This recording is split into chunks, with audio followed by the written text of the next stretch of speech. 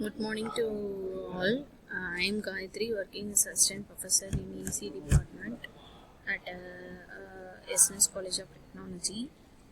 Today, myself and my students going to discuss about the types of DNA, which was under the unit Introduction to Life. Each 5 students are going to describe about the DNA types A DNA, B DNA, C DNA, D DNA, S DNA. They are going to elaborate each and every one in detail. 11 vectors 11 இருக்கும்போது அந்த one cyclic form வந்து complete ஆகும். அதுக்கப்புறம் it is right handed double helix. right handedல வந்து ஸ்லைட்டா அது வந்து ஒரு மாதிரி ஸ்லைட் in the form வந்து இருக்கும்.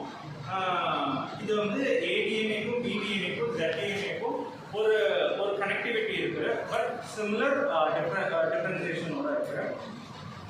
simple DNA with some different appearance. அதோட ரிலேட்டிவ் ஹியூமிடிட்டி வந்து என்விரான்மெண்ட் லெஸ் தேன் 75%. அவ்வளோதான் ஏரியா. DNA வந்து this is the common form of DNA. இது வந்து right handed அப்புறம் double helix with 2 anti parallel strands இருக்கும். இதுல வந்து base pairs வந்து adenine, thymine, cytosine, guanine இருக்கு. Number of base pairs வந்து இதுல 10 to 10.5 base pairs per term இருக்கும். Diameter வந்து 9 nanometers. Helix pitch அப்படிங்கிறது வந்து 34 degrees இருக்கும். Base pair tilt அப்படிங்கிறது 6 degrees இருக்கும். Twist angle அப்படிங்கிறது 360 degrees இருக்கும்.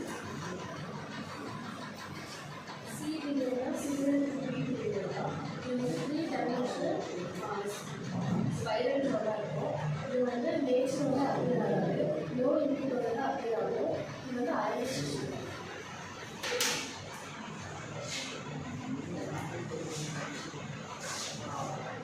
டிடிஎன்ஏவும் ஏடிஎன்ஏ டிடிஎன்ஏ மாதிரிலாம் ஃபங்க்ஷன் இருக்கும். பட் இப்போ அந்த டிஎன்ஏ கம்பேர் பண்ணுறப்போ இது ஸ்ட்ரக்சரில் டிஃப்ரென்ஸ் இருக்கும். மற்ற எல்லா டிஎன்ஏ விட ஸ்ட்ரக்சர்ஸில் வந்து வேரியேஷன்ஸ் இருக்கும். இது வந்து ஸ்ட்ரக்சர்ஸ் வந்து காமனாக இருக்காது, அன்காமனாக இருக்கும். எப்படின்னா ஸ்ட்ரக்சர் வந்து எப்போ வேரி ஆகும்னா ஒரு அயனிக் கண்டிஷன்ஸ்லையும் அதிகமாக சால்ட் இருக்கிற ஒரு ப்ரோட்டீனாக எதாவது இருந்தாலும் அதோட ஸ்ட்ரக்சர் வந்து டிஃபர் ஆகும். அது மோஸ்ட்டாக எல்லா லிவிங் ஆர்கானிசம்ஸுமே டிடிஎன்ஏ ஃபார்ம்ஸ் தான் அதிகமாக இருக்குது. இது வந்து டிடிஎன்ஏ வந்து அதிகமாக நம்ம பயோ ஆர்கானிசம்ஸ் மட்டும் தான் பார்க்க முடியும். சர்டிஃபிகேட் பார்க்க இது ஒரு இந்த ரேர் டிஎன்ஏ கூட சொல்கிறது சர்டிஃபிகேட் டைப். இது நார்மலாக எல்லா டிஎன்ஏ பார்த்தா இந்த ரைட் ஹேண்டடாக இருக்குன்னா இந்த சர்டிஃபிகேட் மட்டும் இது லெஃப்ட் ஹேண்டடாக டைப் பண்ணிக்கலாம். அப்போ இந்த சர்டிஃபிகேட் பார்த்தா ஒரு எக்ஸாக்ட் காம்படிஷன் இருக்கும். எப்பவுமே இந்த சர்டிஃபிகேட் வந்து இந்த 2 ஸ்டாண்டர்ட் டாப் ஹைலைட் அப்படின்னா எல்லாருமே ட்ரீட் பண்ணியிருக்கோம். 2 ஸ்டாண்டர்ட் தான் இருக்கும். நெக்ஸ்ட்டு பர்மனெண்ட் இந்த சர்டிஃபிகேட்டுக்கே மொத்தம் 12 பேஸ்